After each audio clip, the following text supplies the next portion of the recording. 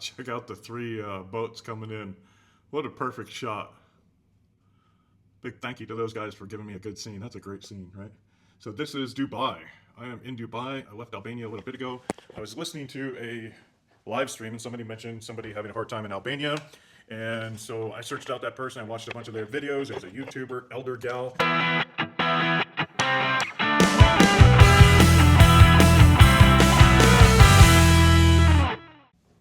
Who's excited about going to Albania? Obviously, I'm not in Albania anymore, but I want to talk a little bit about Albania because I just left and I still love Albania. And somebody went online and talked a bunch of trash about Albania and then said, be kind, be kind, be kind. It's like, how are you being kind when you imply that Albanian government, Albanian communities, Albanian cities, Albanian people, Albanian parents will be okay with street dogs roaming around that have a high likelihood of having rabies? If you're scared about street dogs in Albania having rabies, what does that tell the world about how you think about Albanians? You think they're what? I mean, show me a civilized country where they would let dogs run around when there's a high likelihood of rabies, street dogs. And so you're saying Albanians aren't civilized? Yeah, the Elder Gal kind of got under my skin with that comment, that whole dialogue. She went on and on about rabies, rabies, rabies in Albania. There's no chance of rabies in Albania, and a simple Google would have sorted that out. Oh, some people, they're so, like, Google's not hard. Go into Google. What are the chances of rabies in Albania? Nil, none, don't worry about it. Especially in the cities, especially in the cities. Oh, geez. So let's talk about Albania. I just left, like I said, what you're seeing on this big screen, hopefully I'm a little square in the corner, is a scooter ride I took from Butrin to Saranda. It was a beautiful ride. Let's just talk about scooters real quick. If you're going to ride a scooter in Albania, make sure you've ridden a bike before, you understand what you're doing, and don't be afraid to pull over and let people pass. This isn't California. You don't have well, you don't even have the right or obligation in California, but a lot of California drivers think they're doing the right thing by getting in the fast lane and driving 52 miles an hour in a 55 because they're slowing down traffic for everyone else. No, pull over. Let the car go by as fast as it wants. It's not a hard thing. In fact, I think you see me do it once where I pull to the side because I'm on a scooter and I let the car go. What you're missing is I'm doing this, right? And I even stopped a few times going out there to let cars go by because it's not a big deal. I'm on a scooter, I'm on vacation, I'm not in a hurry. And then I ride the speed of traffic.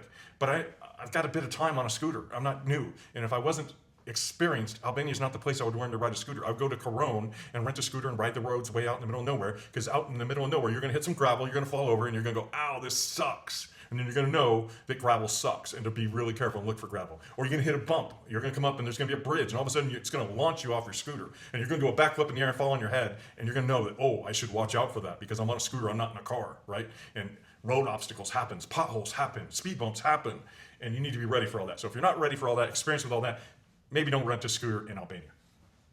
And maybe don't get on the highway going from Saranda to Butrin or Saranda to Samil, because there's a lot of traffic going very fast. And you're on a scooter. You're on a road that's not really made for scooters. But if you are experienced and you know what you're doing, it's a pretty safe place to ride. But wear a helmet. You'll see a lot of people without helmets, but they don't have the big sticker that says it's a rental, and they don't look like an American, and they don't look like an Irishman, they don't look like a Britishman, they don't look like a German. And guess what? They don't get tickets, but you probably will get a ticket the first opportunity possible. Just like wearing a seatbelt, right? They probably won't get tickets. If you're in a car, you might want to put on the seatbelt because you might get a ticket just because you're a foreigner. Why? Because Albanians love foreigners and they want to protect you. And they know foreigners are stupid. So they go out of their way to protect foreigners. Albania's safety. This one cracks me up. So I did a quick pass through Albania in July 2022. I'm moving back there in August for an extended period of time. I'm on the plane from Bari to Tirana, and I'm sitting next to this gentleman, and I'm way fatter than I am now. I'm like 25, maybe 30 kilos heavier than I am now, kilos heavier. And I'm like sitting there like this, trying to hug the wall, the window, right? I got the window like this. And this young fit guy sitting next to me, you know, he's clearly like not happy. So I'm trying to create some small talk, right? And apologize, you know, without apologizing for being fat. And, you know, so let's go for the hard subject, right? Hey, I hear Albania is not so safe. You know, what are your thoughts on that? My last experience was it's pretty safe. You know, what do you think? You live there. And come to find out, how can I say this? He was part of their version of Secret Service, government dignitary protection service or something like that. I don't know. Super nice guy, right? And anyway, he says to me, if you come to Albania looking for trouble, trouble will find you and smash you before you even see it coming. If you come to Albania with a good heart, good intentions, you know, it's probably the safest place on the planet. I have never heard a phrase that summed up Albania more to me. If you come to Albania looking for trouble, It will find you and smash you. You'll never see it coming, and probably no one will ever hear from you again. I don't know that for a fact. I'm just being hyperbolic here, right? But in the Northwest, it's not the big badass that scares you. It's the guy with a backhoe, right? In LA, it's not the big muscle-bound guy. It's the little gangbanger in his coat that scares you, right? Because those are the real threats. In Albania, you don't see the real threats.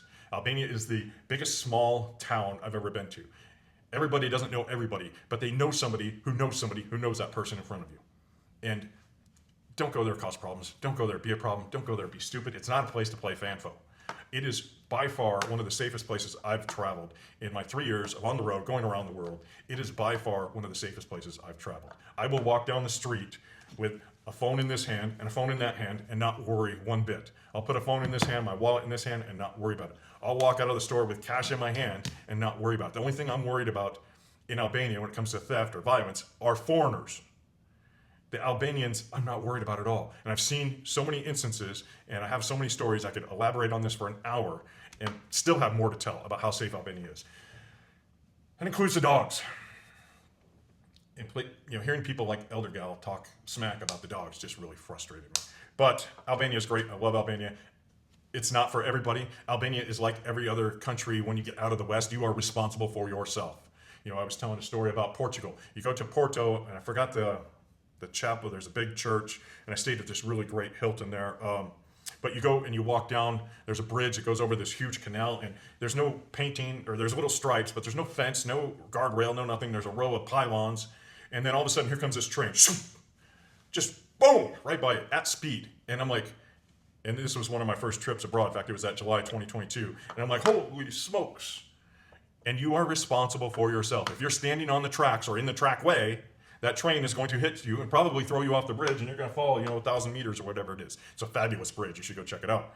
But you're responsible for yourself. And just like every other place in the world, if you can't carry your luggage, you should probably make arrangements to carry your luggage, have your luggage moved in front of you, right? Japan has all these services. They'll pick it up at the airport. They'll drop it off at your hotel for you, your Airbnb for you, right? You can find a solution to every problem you have. The problem is when you don't know your problems because you're so arrogant, and you go someplace and now all of a sudden, like most of the world, the cheap flight, you have to walk down the stairs and not down the concourse, right? And you can't carry your bags off the plane. What happens the next time you have to go up the stairs? Because down's much easier. What happens when you have to go up the stairs? And she was probably wanting to be like one of the first people off the plane. Me, if I know I'm going to take a long time or hinder other people, I just wait till the end because I'm on vacation. 365, 24/7, I'm on vacation. I don't need to be in a rush. Like sometimes, obviously, I'm in a hurry, right? But 99% of the time, I can wait. Go ahead. Bye. Get on the plane first. It's not leaving until I'm in my seat, so have a good time, right? That's the real flex in life, is being so relaxed and comfortable, but also not getting in other people's way and not expecting Airbnb to interrupt her day, the host, to interrupt her day and come carry your bags up the last flight of stairs. A lot of Airbnbs worldwide don't tell you about stairs because it's just normal. It's just expected. Every Airbnb I've had that's more than 2 or 3 flights, they say something very direct up front, right? But a flight or 2 of stairs is just expected. Even a lot of the shops in Tirana, Albania, you're walking down the sidewalk, there'll just be a hole in the ground with some stairs that go down. No handrail, no nothing. And you go down there and there's a beautiful store, right?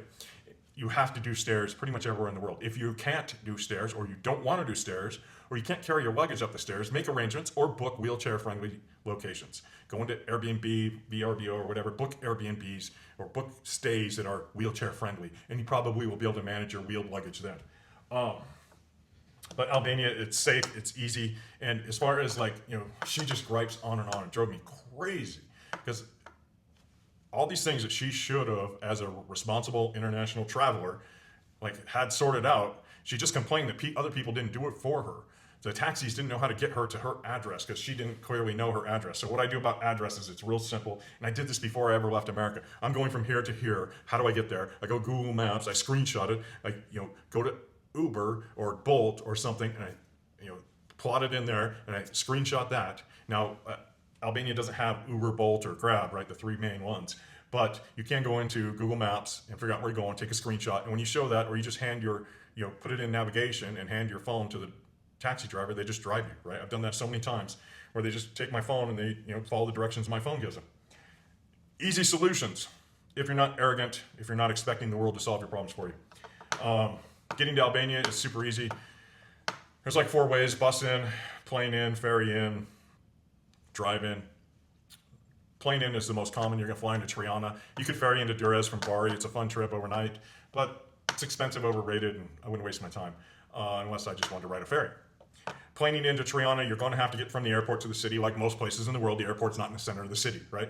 There's a bus or a van, bus, whatever, and then there's taxis. So the bus is €5 or 400 lek, about €5, $5. The taxis are under 30, and there's a guy there, and he usually speaks very good English. They'll take a credit card if you want, or cash if you want, whatever. And it's a set fee, and they'll take you anywhere in the city. It's super easy. Give them a hotel name, give them directions, give them street corners, anything, right? If you don't know the address of where you're going, know the corners, and it's easy, right? Everybody makes this fuss about Albania doesn't have addresses. Well, if you're looking at a map, if you're a responsible person, you can see the corner of 2 streets, and you can figure out it's for Tuzi and Kabalis, or this or that, right? You can figure out the 2 names and just get dropped at the corner and walk. You're going to be walking anyway. The world of travel outside the U.S. is all about walking. It's like the number 1 thing you do. Bring some good shoes. In the summertime, be ready for the thunderstorms. Albania is great. And to hear her just rant on and on, just drove me crazy. So if you got more specific questions about Albania, feel free to drop in the comments. I hope you enjoyed the scooter ride. There is New Life in Albania. Andrea, she's up in Pogrades. She's a great resource. She does a live. Patrick, retired, I always forget his channel name. Retired Patrick Albania or something. He's also up in Pogrades. He also does a live. You can go in there and ask questions, right? It's super easy. Have a resource of people or a collection of people you can turn to and ask for help, whether it's Facebook, Instagram, or YouTube. If you are in another country, going to another country, have a group of people that you can actually reach out and ask for help. I watched this lady's series after it happened, after she was leaving Albania, and it's like, first thought in my mind, why didn't she reach out and ask for help? Because there's so many people in Albania that would gladly reach out and help you, because 1, the locals want you to love their country as much as they do. And I've had so many conversations, and that's a whole nother story. But 2, there's always expats around everywhere I've been in the world who are willing to reach out and help you. It's our nature to help people, especially Americans. It's like, even the most anti-American people I've met in the world, if you give them the opportunity to help you and you're kind and polite, they will usually help you, even if they hate your country. That's just been my experience. Maybe it's me, maybe I'm just lucky, maybe my ugly face, attracts pity or something. I don't know. But it's an easy solution to have a few people or have a community in mind or know where to reach out and ask for help. And don't be afraid to do it. It just kind of shudders me, because I was in Albania when she was having some of these problems, and I could have gone over and spent 3 or 4 hours with her and sorted out a lot of her issues, like how to expertly navigate the taxis, right? It's a super easy thing. And hey, collect 3 or 4 phone numbers and WhatsApp these guys, and then you put in the location, and they come and pick you up. It's not hard. It's only hard when you're stubborn. It's only hard when you're arrogant. It's only hard when you want it to be hard. You create the world you live in. And if you want to create a world of misery, listen to people like Elder Gal who just spew this misery. If you want to create a world of happiness and joy, listen to people like Andrea or Patrick or other people out there who are all about living the best life, not like, oh, let me muddle through this. Oh, no. Life is really amazing.